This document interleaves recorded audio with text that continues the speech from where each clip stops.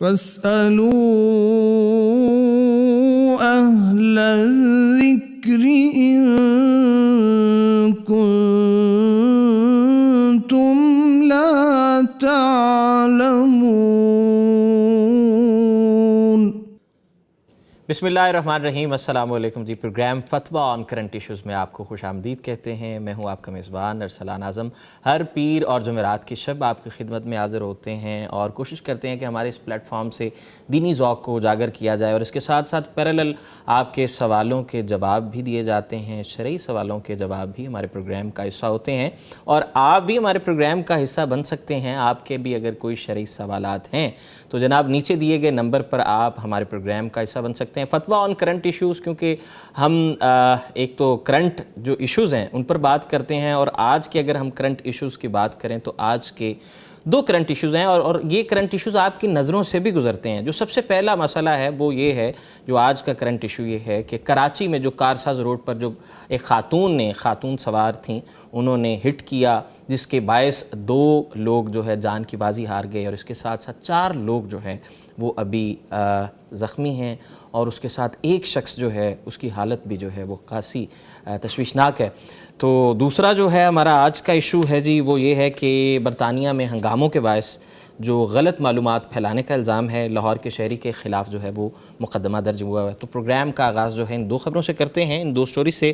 آج ہمارے ساتھ جی 2 مفتیان کرام ہیں۔ پہلے 4 چاند تھے، اب 4 جمع 4 8 چاند جو ہے ہمارے پروگرام کو لگ جائیں گے۔ سب سے پہلے میں تعارف کراتا چلوں فضیلت الشیخ مفتی عبدالولی خان، بہت شکریہ حضور، دامن وقت میں گنجائش۔ اور ہمارے جو ہے آج کے نئے اضافی 4 چاند لگائے ہیں مفتی نعمان فاروقی صاحب، سر بہت شکریہ آپ تشریف لائے۔ تو پہلی جو سٹوری ہے اس سے آغاز کرتے ہیں۔ مفتی صاحب، یہ جو کراچی میں معاملہ ہوا ہے، ایک خاتون نے صبح کو 6:10 کا کوئی ٹائم تھا، اور کارساز روڈ پر، سروس روڈ پر ایک سفید گاڑی تھی، بڑی لگژری گاڑی تھی، اس سے ہٹ کیا گیا۔ پہلے ایک بائک کو ہٹ کیا، اس پہ 2 والد اور والدہ، والد اور بیٹی سوار تھے۔ اس کے بعد پھر ایک گاڑی کو ہٹ کیا گیا، اور اس کے بعد وہ گاڑی جس نے ہٹ کیا وہ گاڑی الٹ گئی۔ اسی سے متعلق جو ہے وہ پہلا سوال یہ ہے کہ جناب جو قتل کی سب سے پہلے تو اقسام یہ کتنی ہیں، قتل عمد کیا ہے، اور اس کے علاوہ قتل خطا وغیرہ، اس پر جو ہے قرآن و سنت کی روشنی میں جناب وضاحت کیجیے۔ الحمدللہ والصلاة والسلام علی رسول اللہ، اما بعد۔ یہ واقعہ جو پیش آیا ہے نہایت افسوسناک ہے۔ 2 بندوں کی جانیں چلی گئی ہیں، اور اسی طرح چند آدمی جو ہے نا وہ زخمی ہو چکے ہیں۔ بے احتیاطی ہے اور نہایت غفلت کا نتیجہ ہے، جس کے نتیجے میں یہ افسوسناک حادثہ پیش آیا۔ قتل جو ہے، قتل کی جو مختلف بنیادی 2 اقسام ہے، ایک قتل عمد ہے اور ایک قتل خطا ہے۔ بعض اہل علم مزید تقسیم کرتے ہیں، قتل عمد، قتل شبہ العمد، اور اسی طرح قتل خطا، قتل بسبب، یہ مختلف قسمیں بیان کرتے ہیں، لیکن جو بنیادی قسمیں ہیں وہ 2 ہی ہیں، قتل عمد اور قتل خطا۔ قتل عمد اس کو کہتے ہیں کہ ایک بندہ اس چیز کو لے جس کے ذریعے عام طور پر قتل کیا جاتا ہے، بندوق ہے، پسٹل ہے، چھری ہے، اور اس طرح کے دیگر آلات، اور اس کے ذریعے سے کسی کو قتل کرے، مارے، جان لینے کی نیت سے، تو یہ ہے قتل عمد۔ کسی آلے سے قتل کیا جائے، کسی تیز دھار سے، کسی گن سے، گولی سے، کوئی بھی چیز ہو، اور نیت ہو پہلے، یعنی نیت ہو، نیت نہ ہو تو پھر وہ حالت اس پر دلالت کرے کہ اس کا ارادہ یہی قتل کا ہی تھا۔ تو یعنی بعد میں وہ کہے کہ میری نیت نہیں تھی، وہ پسٹل اس کے سامنے کر رہا ہے، اس کو گولی مار رہا ہے، اور کہتے ہیں میری نیت قتل کی نہیں تھی، تو یہ قتل عمد ہے، اور اس کا جو حکم ہے شدید ہے۔ وہ حکم یہ ہے کہ اس بندے کو جب گواہ ملے، گواہ گواہی دے دیں کہ اس بندے نے اس کو قتل کیا ہے، تو اس کی جو بنیادی سزا ہے وہ ہے قصاص۔ اس بندے کو قصاصاً قتل کیا جائے گا۔ جب جو مقتول کے ورثاء ہے ان کا بھی یہی مطالبہ ہو اور گواہ پیش ہوں، یا یہ بندہ خود اقرار کرے، تو قصاص ہے۔ الا یہ کہ ورثائے مقتول جو ہیں وہ معاف کر دیں یا دیت لینے پر راضی ہو جائیں تو وہ الگ صورت ہے، پھر قصاص نہیں کیا جائے گا۔ دوسری صورت جو ہے نا وہ قتل خطا کی ہے۔ قتل خطا میں یہ صورت بھی آ جاتی ہے کہ ایک بندہ ہے، ڈرائیونگ کر رہا ہے، گاڑی چلا رہا ہے، اور وہ جو مطلوبہ جو رفتار ہے جو حکومت نے اور قوانین میں وہ موجود ہے کہ آپ نے اس راستے پر جاتے ہوئے اس رفتار سے تیز نہیں چلنا بلکہ اس رفتار کے اندر اندر چلنا ہے۔ اگر ایک بندہ اس میں وہ زیادتی کرے، زیادہ رفتار بڑھائے اس علاقے میں، اور یا جو قوانین ہے، قوانین ٹریفک کی جو اصول اور قوانین ہے حکومت کی طرف سے جاری کردہ ہیں، ان کی خلاف ورزی کرے، تو اس صورت میں جس کو وہ قتل کرے گا گاڑی کے ذریعے سے تو یہ جو ہے قتل خطا ہی میں آ جاتا ہے، کیونکہ بنیادی طور پر ارادہ اس کا نہیں ہوتا۔ ہاں اگر ثابت ہو جائے کہ اس کا ارادہ قتل کا ہی تھا، پیسے لیے تھے یا پھر دشمنی تھی ان کے درمیان، تو پھر گاڑی کے ذریعے سے مارے یا کسی اور ایسے ذریعے سے اس کو قتل کر دے، پھر بھی اس کو قتل عمد ہی میں شمار کیا جائے گا۔ یہ جو واقعہ پیش آیا ہے تو یہ پہلے چونکہ ان کے درمیان کوئی ایسی دشمنی اور عداوت تو نہیں نظر آئی، تو یہ اس جو ڈرائیور ہے اس کی خطا ہے، تو قتل خطا ہے، اور قتل خطا میں قصاص تو نہیں ہے، ہاں کفارہ ہے اور دیت ہے۔ کفارہ کیا ہے؟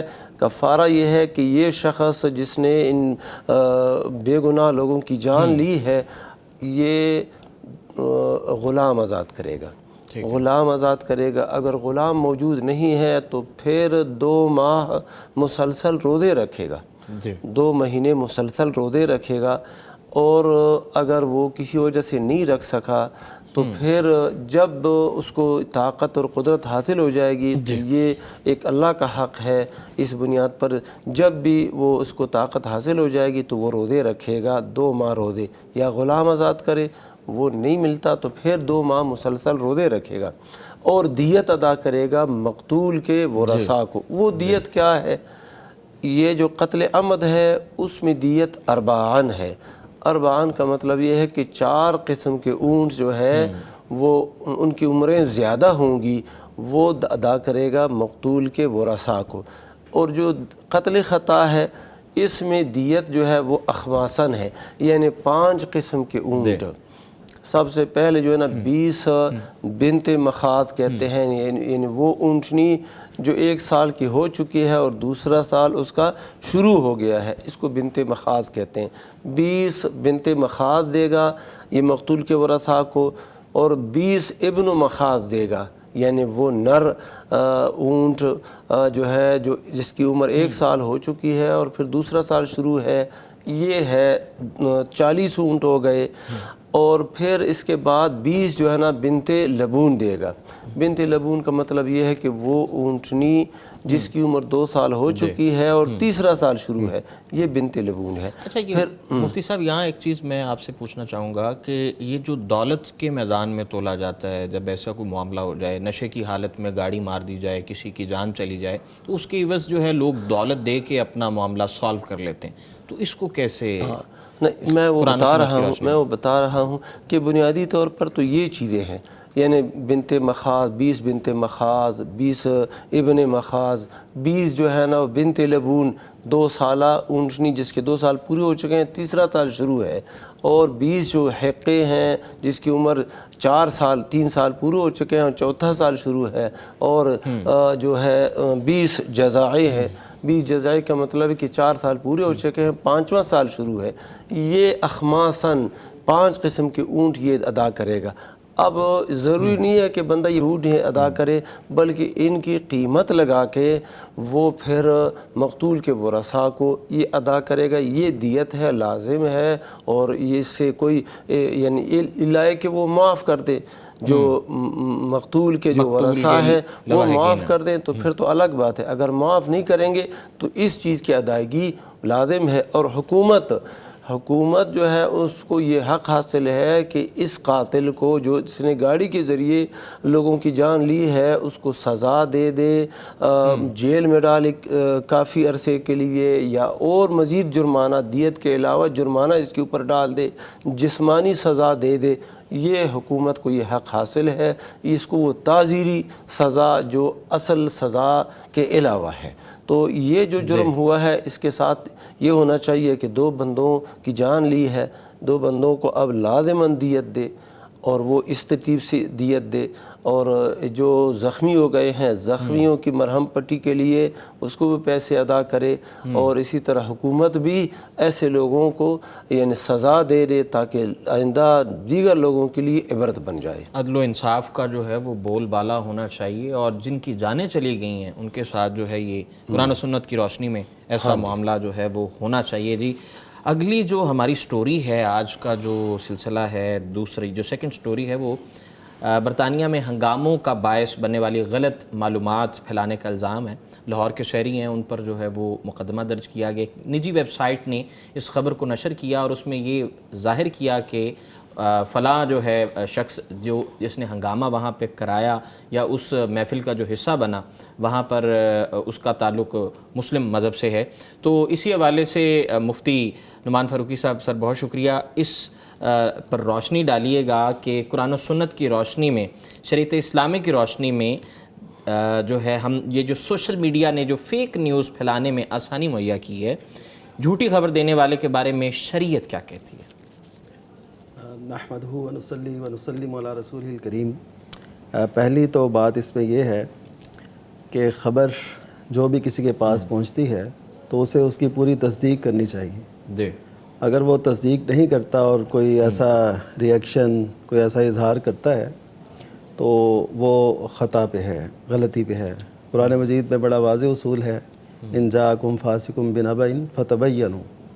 اگر کوئی بھی شخص یعنی جس کے بارے میں ہمیں نہیں پتہ یہ کیا ہے، تو وہ سمجھے ایسے ہی ہے جیسے وہ ہم اس کی پوری جان پڑتال کریں گے، اس کو دیکھیں گے، تو اس کے بعد پھر فتبینوا کا حکم ہے کہ پوری اس سے وضاحت طلب کی جائے کہ یہ کیسے ہے، کیا ہے۔ اب دیکھیے کہ یہ ایک حکم عدولی کی وجہ سے اتنے بڑے وہ سانحات ہوئے، فساد پھیلا اس کی وجہ سے کہ یہ صرف مسلم ہے۔ جی، اور اس حوالے سے جو حدیث ہماری رہنمائی کرتی ہے نبی کریم صلی اللہ علیہ وسلم کا ایک تفصیلی خواب ہے جو صحیح بخاری کے اندر موجود ہے، اس میں یہ ہے کہ ایک شخص اٹھتا ہے صبح اور وہ ایسا جھوٹ بولتا ہے، صبح اٹھنے سے مراد یہ ہے کہ پیچھے کوئی بیک گراؤنڈ نہیں ہے۔ جی، صبح اٹھا تو اس کے ذہن میں ایک بات آئی تو اس نے جھوٹ بول دیا، جی، اور وہ جھوٹ جو ہے نا آفاق میں پھیل گیا۔ اب اس حدیث مبارکہ سے ہمیں بڑا واضح اشارہ ملتا ہے، اس وقت آفاق میں پھیلنا اتنی جلدی نہیں تھا جب نبی صلی اللہ علیہ وسلم یہ ارشاد فرما رہے تھے۔ جی، تو اس حدیث کی روح سے ہمیں یہ بھی پتہ چلا کہ آفاق میں پھیلنے کے آلات اور ذرائع موجود ہوں گے، ایسا دور آنے والا ہے، اور آج وہ دور آ گیا ہے کہ ایک بات یہاں سے اٹھتی ہے اور آفاق میں فوری پھیل جاتی ہے پوری دنیا میں۔ تو اس کی سزا کیا بیان کی گئی کہ نبی صلی اللہ علیہ وسلم نے فرمایا، جو پہلے بیان کیا گیا، کہ اس کے ان جبڑوں میں لوہے کی ہک ڈال کے ان کو پیچھے کی طرف کھینچا جا رہا تھا، پھر وہ دوبارہ ادھر آ جاتی تھی، پھر اس کو بائیں طرف کو کھینچ کے پیچھے لے جایا جاتا تھا، دوبارہ ادھر آ جاتی اور دوبارہ اس سے یہی کام لیا جا رہا تھا۔ تو یہ وہ شخص ہے جس کی سزا یہ ہے جو جھوٹ بولتا ہے، کیونکہ اس کا تعلق منہ سے ہے یا زبان سے ہے یا ہاتھوں سے ہے، تو یہ منہ کے تحت ہی آتی ہیں ساری چیزیں، یعنی زبان کے تحت۔ خبر اور فساد پھیلانے والے کی جو سزا ہے، جی وہ دکھا دی گئی آپ کو حدیث میں کہ اتنی بڑی سزا ہے کہ یہ جبڑے یہ ڈال کے نا سائڈوں سے تو ہک ڈال کے لوہے کے تو پیچھے تک لے جایا جائے گا اور پھر واپس آئے گی، وہ پھر دوبارہ ایسے ہوتا رہے گا اس کے ساتھ مسلسل۔ تو ایسے لوگ جو جھوٹی خبریں پھیلاتے ہیں محض اپنے آپ کو بوسٹ کرنے کے لیے، نمایاں کرنے کے لیے یا اپنی ریچ کے لیے، وائرل ہونے کے لیے اس طرح کا کام، تو ان سب کو یہ بات ضرور سوچ لینی چاہیے کہ صرف یہی دنیا نہیں ہے، اس کے بعد بھی بہت سے معاملات ہیں۔ ہو سکتا ہے یہاں قانون کی زد میں کوئی نہ آئے، لیکن اس کے بعد کے جو اثرات ہیں، جو اللہ تعالیٰ لطیف اور خبیر ہے، جو ایک ایک چیز کو باریکی سے دیکھنے والا اور خوب جاننے والا ہے، اس سے کوئی نہیں بچ سکتا۔ وہ ایک ایک چیز کو اگر یاتی بھی اللہ، اگر وہ آسمانوں میں ہو پہاڑوں میں ہو، بلندیوں میں ہو، زمین کی تہوں میں ہو، وہ جو بھی ہوگی اللہ تعالیٰ اسے لے کے آئے گا، جی جی ذرے کے برابر بھی ہو. تو یہ تو ایسی ہے جس سے فساد پھیلا. اب دیکھیے کہ مسلمانوں کے خلاف پہلے بھی آپ جانتے ہیں کہ اسلاموفوبیا پروپیگیٹ کیا جاتا ہے، اور اگر ایسی خبر ہو تو یہ دیکھیے غداری کی بھی نوعیت ہے، اسلام سے بے وفائی کی. جی کہ ہمیں تو چاہیے کہ ہم اس دور میں اسلام کو، مسلمانوں کو تحفظ دیں، نہ یہ کہ ہم ان کے خلاف ایسے بیانات اپنی طرف سے جاری کریں. یہ یعنی جرم کی نوعیت اور زیادہ بڑھ جاتی ہے کہ آپ کو اپنے مسلمانوں کی حیثیت، ان کی جان مال عزت آبرو کی کوئی فکر نہیں ہے، صرف یہی ہے کہ ہم بس اپنے آپ کو بڑھائیں اور نمایاں کریں. اچھا مفتی صاحب، وہ ویب سائٹ جو ہے انہوں نے اس پہ وہ خبر بھی ختم کر دی. آئی تھنک اس ویب سائٹ کو بھی انہوں نے وہ ڈیلیٹ کر دیا، تو اور لاہور کے ایک نوجوان نے اس پہ جو ہے یہ معاملہ اس کو اٹھایا تھا. کوشش کرنی چاہیے ہمیں کہ ہم جہاں سوشل میڈیا جو ہے وہ ہمارے لیے آسانی ہے تو دوسری جانب ہمارے لیے ایک پریشانی کا باعث بھی. اور اس سے یوں سمجھ لیجئے کہ آپ چنگاری سے آپ جو ہے نا سینکڑوں کئی بلکہ میسو فارم میں جو ہے اس کے کانسیکوینسز ہیں، نتائج ہیں. جی مفتی صاحب شرعی سوالوں کی جانب بڑھتے ہیں. آج کی جو 2 سٹوریز تھیں ان پر ہم نے بات کی ہے. جی سب سے پہلے وزٹ ویزے پر بات ہو جائے کہ وزٹ ویزے پر جو لوگ سعودیہ جاتے ہیں اور اسی صورتحال میں وہ عمرہ ادا کر لیتے ہیں تو کیا ان کا عمرہ اس صورت میں دین اسلام کی روشنی میں آپ اس کو کیسے دیکھتے ہیں؟ جی وزٹ ویزے پہ جو شخص سعودیہ جاتا ہے جی جی تو کیا یہ عمرہ کر سکتا ہے کہ نہیں کر سکتا؟ تو اس بارے میں جو سعودیہ کے قوانین ہیں ان کو دیکھا جائے گا. اگر سعودیہ نے انتظامی طور پر کسی پر یہ پابندی لگا دی ہے کہ آپ سعودی آتے ہیں اور یہاں پر وزٹ ویزے پر یا سیاحت کسی اور مقصد کے لیے آتے ہیں تو آپ نے عمرہ نہیں کرنا، آپ عمرہ نہیں کر سکتے، تو پھر بندے کو عمرہ نہیں کرنا چاہیے. اور اگر ایسی کوئی پابندی نہیں ہے اور جو شخص بھی سعودیہ جائے کسی بھی ویزے پر جائے تو پھر جو ہے نا وہ عمرہ کر سکتا ہے.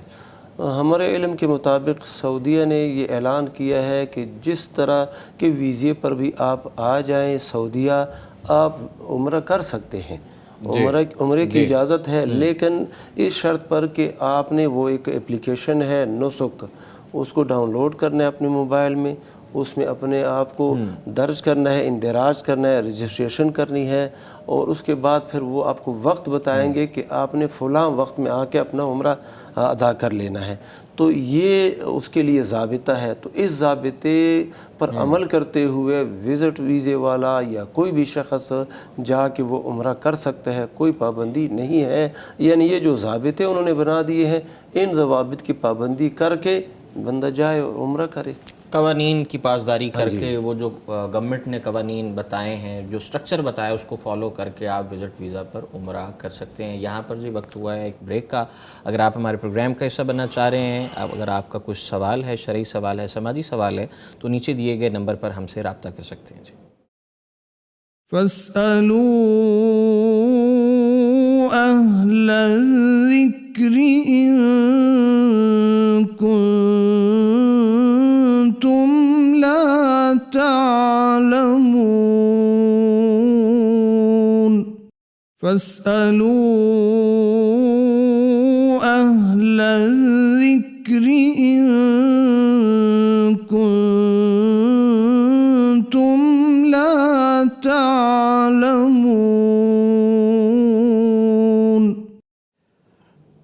ویلکم بیک جی. پروگرام میں ایک بار پھر آپ کو خوش آمدید کہتے ہیں. اکثر ہم سوشل میڈیا پر بلکہ سنس چائلڈہڈ ہم دیکھتے آئے ہیں کہ کامک کریکٹرز ہوتے ہیں، مزاحیہ پروگرامز ہوتے ہیں، اور ان پروگرامز میں جھوٹ بھی بولا جاتا ہے لوگوں کو ہنسانے کے لیے. تو اسی سے ہی متصل ایک سوال ہے مفتی صاحب. سوال یہ ہے کہ لوگوں کو ہنسانے کے لیے مشہور پروگرام ہوتے ہیں، معاشرے میں بھی ہنسانے کے لیے جھوٹ بولا جاتا ہے. تو اس طرح کے جو پروگرام ہیں ان میں شرکت کرنا یا ان کو دیکھنا جو ہے وہ جائز ہے؟ یہ بھی ایک معاشرے کا بہت بڑا المیہ ہے جی کہ ہم اپنا قیمتی وقت انٹرٹینمنٹ کے نام سے وہ ضائع کرتے ہیں. ایسے ہی ہے. اور اس میں پھر بہت سا حصہ جو ہے نا کامیڈی کا شامل ہے. باقاعدہ ایسے پروگرام نشر ہوتے ہیں، انہیں دیکھا جاتا ہے. تو اس میں اکثر کردار، کریکٹر اور اس میں جو باتیں ہیں وہ غلط ہوتی ہیں، جھوٹ پہ مبنی ہوتے ہیں، بالکل جھوٹ پہ مبنی باتیں، قصے اور ایسی چیزیں وہ شامل کرتے ہیں۔ تو اس کا ایک تو معاشرے پہ جو فرق ہے، جو اثر پڑتا ہے وہ یہ ہے کہ معاشرے کے اندر سنجیدگی ختم ہو گئی ہے، یعنی ہر بندہ ہر وقت وہ ایسی کیفیت میں رہتا ہے کہ میں کسی نہ کسی طریقے سے لوگوں کو ہنساؤں۔ بچے بھی وہ کردار کا روپ دھار لیتے ہیں، جی ایسا ہی ہے، جیسے کہتے ہیں نا جگت بازی، یعنی وہ کرنا کہ لوگوں کو ہنسائیں، ایک معاشرے کا المیہ بن چکا ہے۔ جی یعنی کوئی سنجیدہ محفل بھی ہے، کوئی قرآن کلاس ہے، کوئی اور ہے، تو کوشش کرنی ہے کہ ایسا ہو ہی جائے کچھ، تو یہ ایک مزاج بن چکا ہے، تو یہ اتنا درست نہیں ہے۔ لیکن اس جرم کی جو نوعیت ہے وہ کیا ہے کہ نبی کریم صلی اللہ علیہ وسلم نے فرمایا ہے کہ ویل اللہ ثم ویل اللہ، کہ اس کے لیے ہلاکت ہے، پھر اس کے لیے ہلاکت ہے، پھر اس کے لیے ہلاکت ہے جو جھوٹ بولتا ہے لیوزک بہ القوم، کہ اس کے ذریعے سے وہ لوگوں کو ہنسائے، تو اس کے لیے ہلاکت ہے۔ یعنی ایک عام جھوٹ بھی جرم ہے معاشرے میں، لیکن جو جھوٹ بول کے ہنسانا ہے، اس جرم کی نوعیت بڑھ گئی۔ آپ صلی اللہ علیہ وسلم نے اس کے لیے ہلاکت کی وعید بیان فرمائی ہے۔ تو اب یہ ایسا پھیلا کہ لوگ اسی کی طرف، اچھا اس میں پھر ایک بہت بڑا جو ہے نا حصہ، وہ ہے بے حیائی کا، یعنی غلط اور بے حیائی، فحاشی پہ مبنی جملے، ذو معنی باتیں، وہ سب کچھ ہوتی ہیں اور باقاعدہ طور پہ اسے چینلز پہ نشر کیا جاتا ہے۔ مفتی صاحب یہاں پر ایک کالر ہیں جی، السلام علیکم ورحمۃ اللہ جی، کون کہاں سے جی؟ جی بھائی صداقت علی ضلع شوقپورہ سے۔ جی کیسے مزاج ہیں صداقت صاحب، خیر خیریت سے ہیں آپ؟ ہاں جی سر، پریشانی جی بڑی رہتی ہے تے گھر وچ کام کرنا۔ اچھا پریشانی رہتی ہے، جی فرمائیں۔ جی جانوراں دا بھی نقصان 3-4 دفعہ ہویا۔ اچھا ٹھیک ہے، پریشانی رہتی ہے اور اس کے ساتھ ساتھ گھر چ لڑائی بھی، گھر میں لڑائی جھگڑا رہتا ہے اور ساتھ ساتھ جانوروں کا نقصان ہوا ہے۔ جانوروں کا نقصان کیا ہوا کہ کچھ جانور مر گئے ہیں، فوت ہو گئے ہیں، کیا نظام ہوا؟ ہاں جی جی سر مرے ہوئے۔ ٹھیک ہے ٹھیک ہے ٹھیک ہے جی، چلیں جی، اللہ تعالیٰ خیر و عافیت فرمائے۔ جی مفتی صاحب فرمائیے گا کہ گھر میں پریشانی ہے اور اس کے ساتھ ساتھ جانور مر گئے ہیں، ڈیفینیٹلی کاروبار بھی جو ہے وہ کسی حد تک ختم ہو گیا ہوگا، کاروبار بھی جانوروں سے وابستہ ہوگا، تو اس حوالے سے کوئی ذکر و اذکار یا کوئی دینی رہنمائی فرمائے جی۔ گھروں کے اندر جو سکون اور اطمینان آتا ہے نا، اس کی بنیادی جو اسباب ہیں وہ ہے اللہ کی دین پر عمل کرنا، نمازوں کا اہتمام کرنا، اور اسی طرح جو شریعت کے اوامر ہیں، شریعت کے احکام ہیں، ان کے مطابق زندگی گزارنا۔ جی، اور اگر گھر میں جادو اور جنات کا کوئی اثر ہے تو اس کے لیے سورہ بقرہ کی تلاوت کرنا، سورہ بقرہ کی تلاوت کرنا، مزید صبح و شام کے اذکار کی پابندی کرنا، نمازوں کی پابندی کرنا، یہ چیزیں ایسی ہیں جن کے ذریعے سے گھر میں امن و سکون آتا ہے۔ دوسرا یہ کہ ایک دوسرے کے جو حقوق ہیں، حقوق کی ادائیگی ہے وہ کی جائے۔ خاوند کے ذمہ جو حقوق ہیں بیوی کے، ان کو ادا کیا جائے، وعاشروہن بالمعروف۔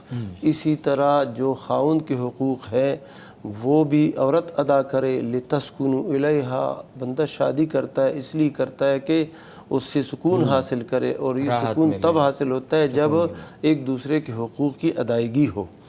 تو نمازوں کی پابندی یہ بہت بڑا اہم مسئلہ ہے۔ فجر کی نماز باجماعت مرد نہیں پڑھتے، خواتین بھی نماز گھروں میں وقت پر نہیں پڑھتی، باوجود کہ جاگ بھی آ جاتی ہے۔ تو اب جب نماز اب نہیں پڑھیں گے، باجماعت نماز مرد نہیں پڑھیں گے، قرآن مجید کی تلاوت بالکل نہیں ہوگی، اور گھر کے اندر یہ جو ہے نافرمانی کا ایک سلسلہ چلتا رہے گا، وہاں پر پھر کیا ہوتا ہے، سکون ختم ہو جاتا ہے۔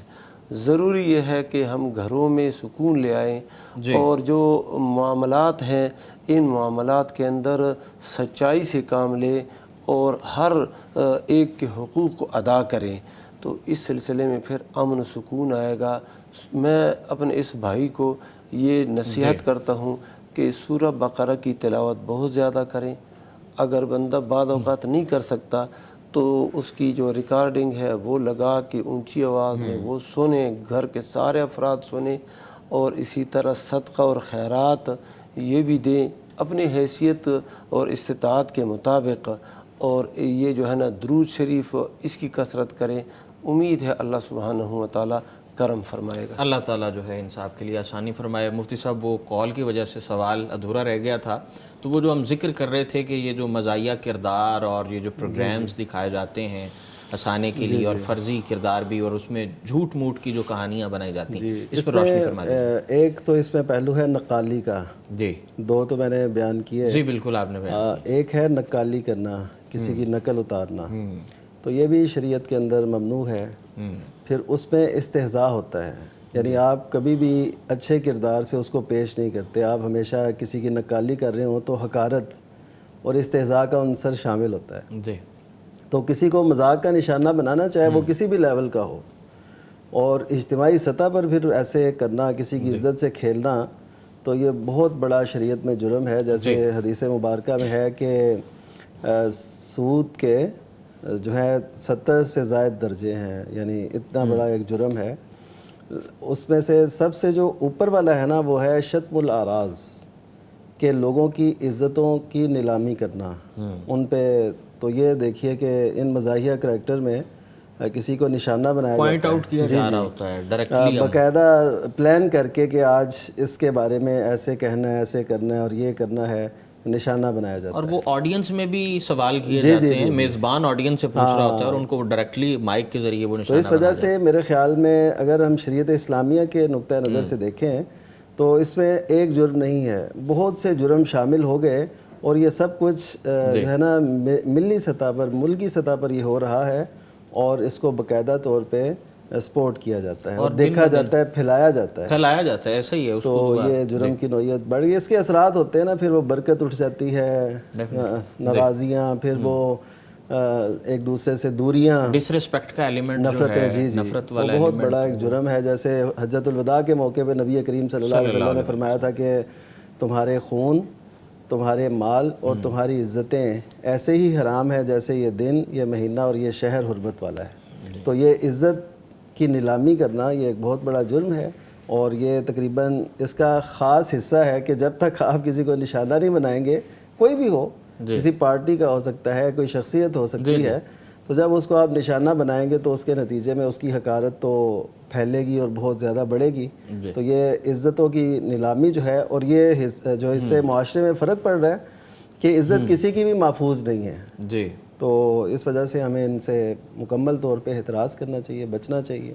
اللہ تبارک و تعالیٰ جی آپ سب کو، ہمیں جو ہے عزتیں رکھنے والا، عزتیں کرنے والا بنائے، اور ہم یہ جو اس صورت میں ڈس ریسپیکٹ کر رہے ہوتے ہیں پروگرام سے ہٹ کے بھی، ہم اپنی نجی محفلوں میں بھی مفتی صاحب ہم لوگوں کو ٹارگٹ کر رہے ہوتے ہیں، اور کسی ایک شخص کو اس کی فزیکل اپیرنس پہ، اس کے لب و لہجے پہ، یا اور بھی بہت سے ہمارا شگل لگانے کا ہمارا وہ طریقہ کار بن گیا ہے. ازواج مطہرات میں سے ایک نے صرف ایک زوجہ محترمہ رضی اللہ عنہا، ان کے متعلق، ان کے قد کے متعلق کہا کہ ان کا قد چھوٹا ہے. بعض حدیث میں اشارے کے لفظ ہیں، بعض میں الفاظ کے ہیں کہ قد چھوٹا ہے ان کا، بس یہ اشارہ کیا. تو آپ صلی اللہ علیہ وسلم نے فرمایا کہ اگر اس کو، کلمے کو سمندر میں ڈال دیا جائے تو وہ بھی کڑوا ہو جائے. جی جی تو اس کا مطلب ہے ہمیں بہت. جی یہاں پر ایک کالر بھی ہیں. جی السلام علیکم ورحمۃ اللہ. جی کون کہاں سے؟ جی السلام علیکم، آپ سن پا رہے ہیں؟ وعلیکم السلام. جی میں بالکل سن رہی ہوں. جی کیسی ہیں میری بہن؟ آپ ٹھیک ہیں؟ خیر خیریت سے ہیں؟ جی الحمدللہ.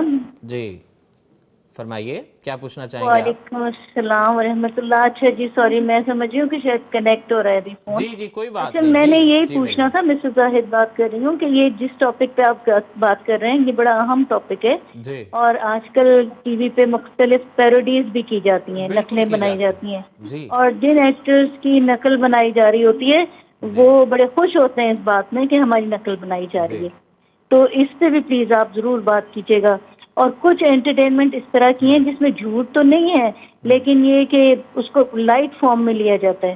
ایک پروگرام ٹی وی پہ آتا ہے، میں نام ہی لے دیتی ہوں، ہنسنا منع ہے کر کے، تو اس میں ایکچوئل کسی بھی ایکٹر کو بلا کے اور اس پھر ان کے زندگی کے بارے میں بات چیت، اور اس کو لائٹ موڈ میں لیا جاتا ہے. تو پلیز ذرا اس پہ بھی بات کیجیے گا. जी जी मुफ्ती साहब, मुफ्ती बहुत नुमान साहब। शुक्रिया। जी आपका बहुत शुक्रिया, thank you for joining us. हाँ, इसमें जो जैसे उन्होंने बात कही कि सिर्फ झूठ ही नहीं, जी अगर कोई ऐसा किरदार है, देखिए कि हमें इस बात से रोका गया कि हम किसी भी ऐसी मजलिस में शरीक ना हो जिसमें यानी जो गफलत पे मबनी हो, अल्लाह का ज़िक्र ना हो। अब इन महफिल में, इन मजालिस में, इन प्रोग्राम्स में हम देखते हैं तो अल्लाह ताला के ज़िक्र की तो बात नहीं है। फिर दूसरा है कि गफलत है।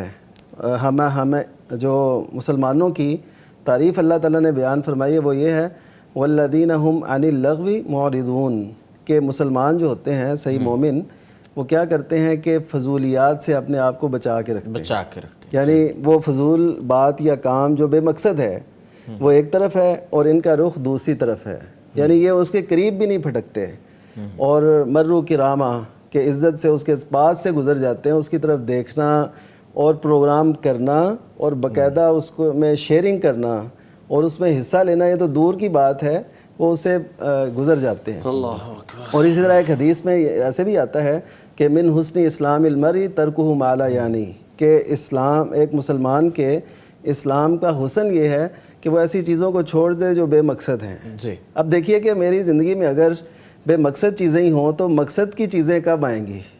मैं अच्छा कैसे सोचूंगा? मैं अपने मुआशरे का, अपने आने वाले अय्याम का और आखिरत का मैं कैसे सोचूंगा जब मैं इन्हीं कामों में ही सारा दिन गुजार दूंगा?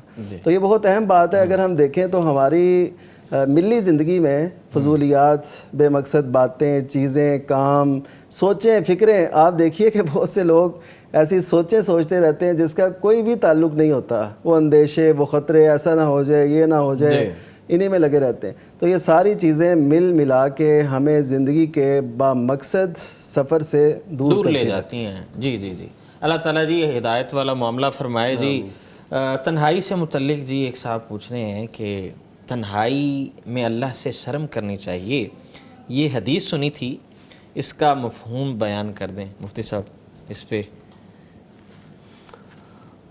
एक हदीस मुबारक है, सुनन इब्न माजा में आई है। जी अल्लाह के नबी सल्लल्लाहु अलैहि वसल्लम ने फरमाया, मैं ऐसे लोगों को जानता हूँ कि वो क़ियामत के दिन आएंगे और उनके पास नेकियाँ होंगी। नेकियाँ ऐसी होंगी कामसाल जिबाल तिहामा बीज़न, यानी इतनी नेकियाँ कि तिहामा के पहाड़ों जितनी नेकियाँ इनके पास होंगी वो आएंगी।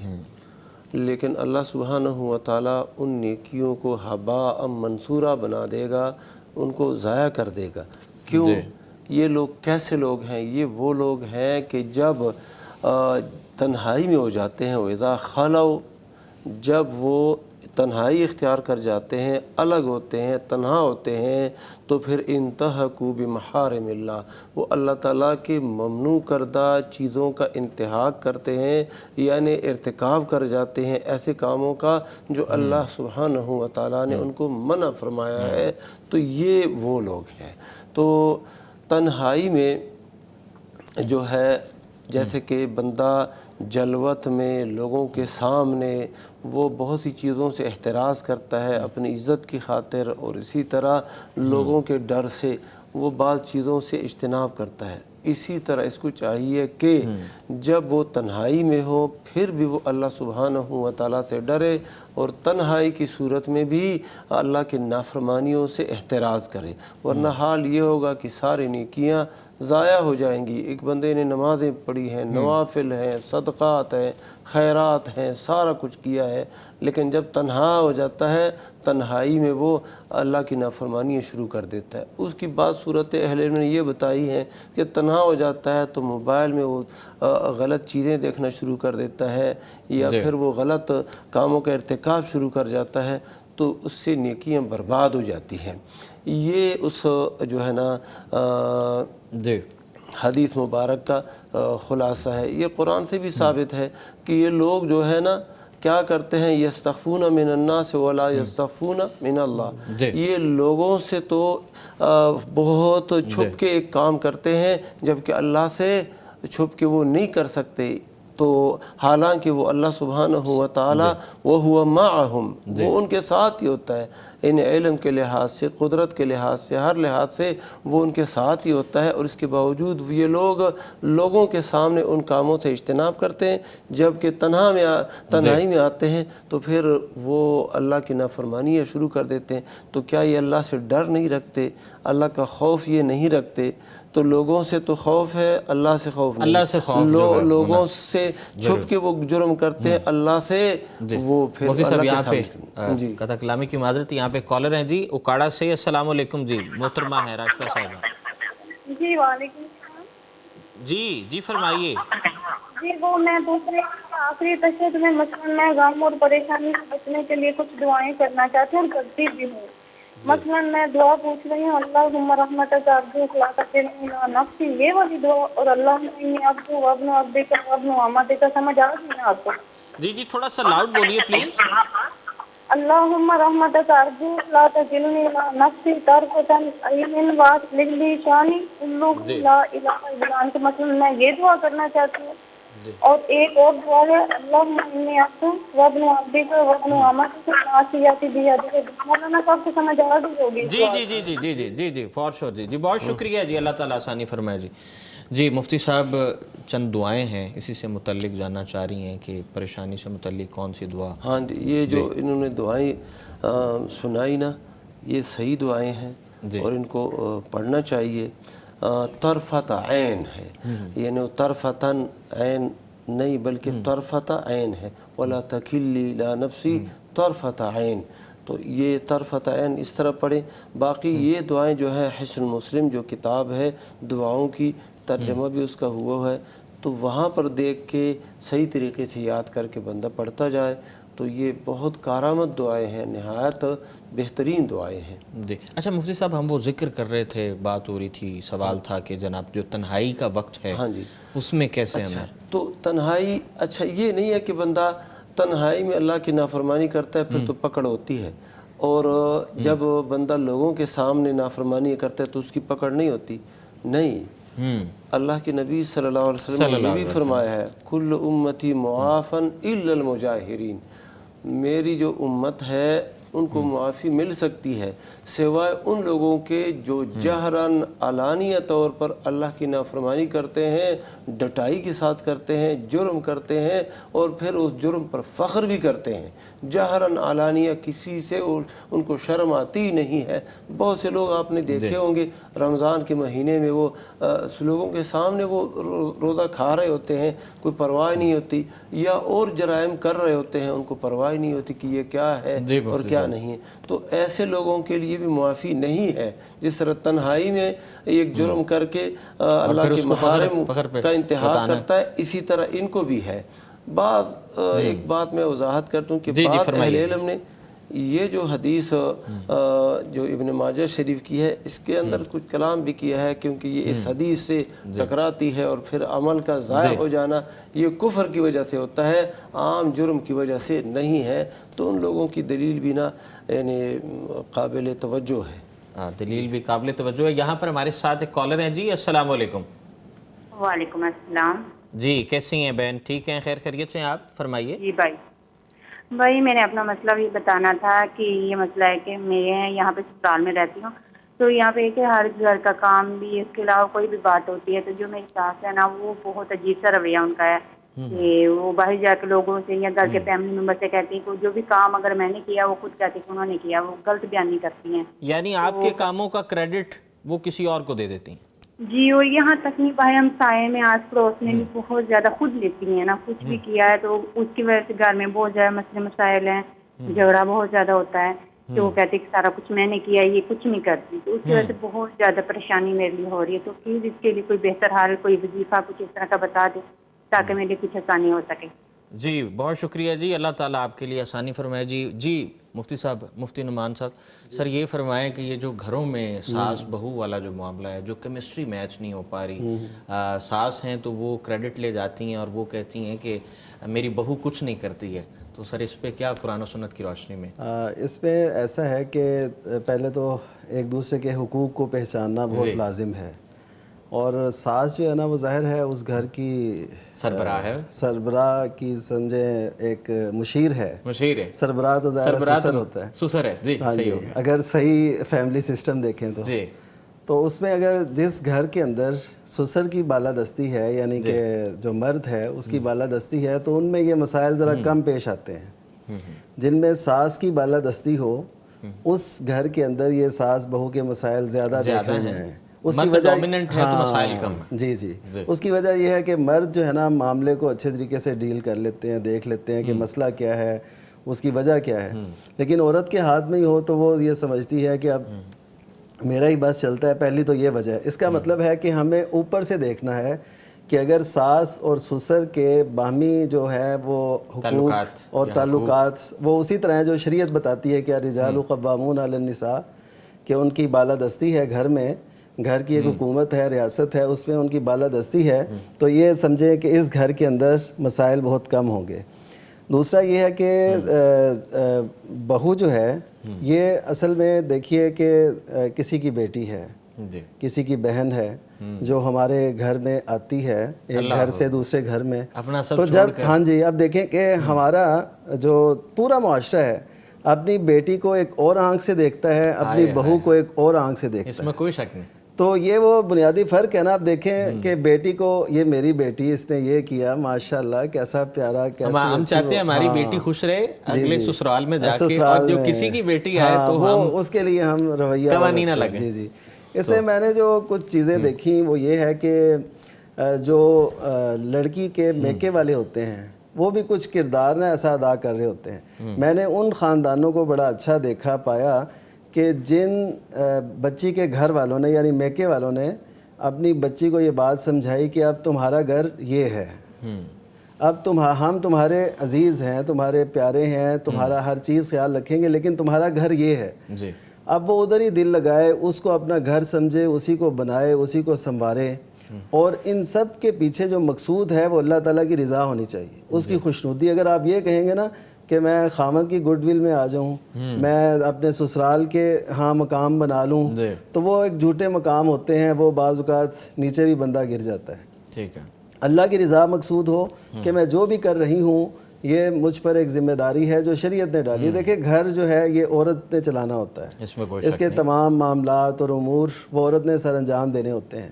تو آج اگر یہ بہو ساس کو تھوڑا سا مارجن دے گی تو کل اس نے بھی اس جگہ پہ آنا ہے، تو اس کے ساتھ بھی پھر ایسا ہی رویہ ہوگا. جی جی، اس کے ساتھ بھی ایسا ہی ہوگا. یعنی وہ جو اس کی بہو آئے گی وہ اچھا اس سے رویہ اختیار کرے گی. تو میرے خیال میں کچھ ہوتی ہیں غلط فہمیاں، اس کے علاوہ کچھ بھی نہیں ہے. یہ جو تعلقات ہیں دیکھیں میں سمجھتا ہوں کہ اس معاشرے میں ہم دیکھتے ہیں کہ کیسے اس کو چن کے لایا جاتا ہے. کتنے رشتے آتے ہیں ان سے چن کے، اچھا میرے بیٹے کے لیے یہ بہو، یہ ریفائن بہو چاہیے، ہاں ایسا چاہیے ویسا چاہیے. جب آ جاتی ہے کچھ دن گزرنے کے بعد اسی سے رویے بگڑنے شروع ہو جاتے ہیں. تو اس کی وجہ کیا ہے؟ مین وجہ غلط فہمیاں ہیں اور اس کے علاوہ کچھ نہیں ہوتا.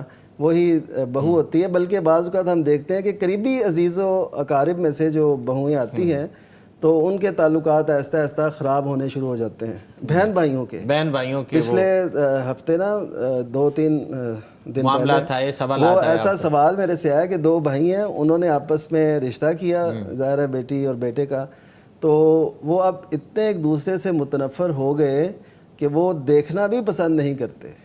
تو یہ کیا ہوا؟ یہ وہی وجہ ہے کہ ہم نے اس کو صحیح طریقے سے ڈیل نہیں کیا، اس کو سمجھ نہیں پائے، اس کو مارجن نہیں دیا، غلط فہمیاں دور نہیں کی، تو اس کے نتیجے میں پھر ایسی باتیں آتی ہیں. تو ان سب باتوں کو اللہ کی رضا کی خاطر معاف بھی کرتے رہیں، درگزر بھی کرتے رہیں، اور پھر ایک دوسرے کو مارجن بھی دیں، ایک دوسرے کا ادب احترام وہ سب کچھ کریں.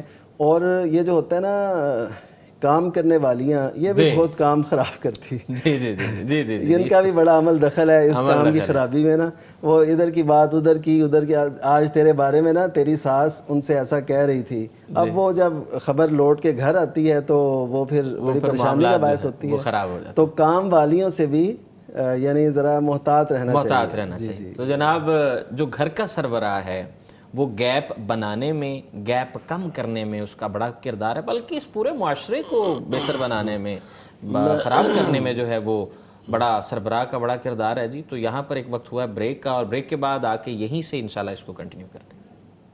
فاسألوا أهل الذكر إن كنتم لا تعلمون فاسألوا أهل الذكر إن كنتم لا تعلمون.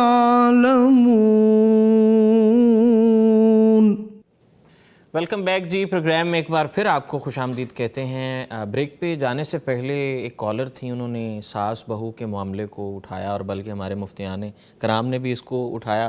مفتی صاحب, آپ کچھ اس میں کوئی ایڈ آن کرنا چاہ رہے تھے کہ یہ جو آج کل معاملہ ہے. میں اس بہن سے یہ کہنا چاہتا ہوں جی کہ جو آپ گھر میں ہیں, شکوہ شکایت کی ضرورت نہیں ہے.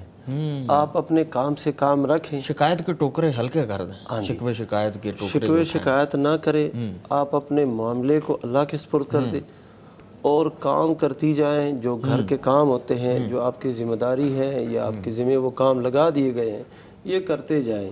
نیکی, اچھائی اور اسی طرح خوبی جو ہوتی ہے وہ مخفی نہیں رہ سکتی. ایک دن ایک وقت ایسے آئے گا کہ آپ کی یہ خوبیاں, آپ کی اچھائیاں, گھر کے اندر یہ جو خدمات ہے یہ ظاہر ہو جائیں گی, اور جب ظاہر ہو جائیں گی تو آپ کے بلے بلے ہو جائے گی. تو اس لیے زیادہ شکوے شکایت کی ضرورت نہیں ہے کہ ساس میری ایسی. آپ نے خاموش رہنا ہے. وہ ساس جو بھی کہتی ہے آپ نے خاموش رہنا ہے, ہنس کے اس کو ٹال دینا ہے اور اچھا رویہ رکھنا ہے.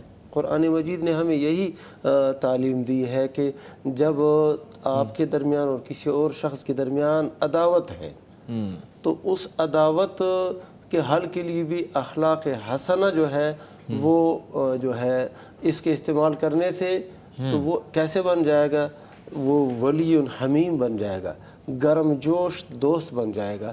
تو آپ نے ساس کی باتیں سنی, جواب نہیں دینا, اور اسی طرح کسی اور جگہ بھی بات نہیں کرنی.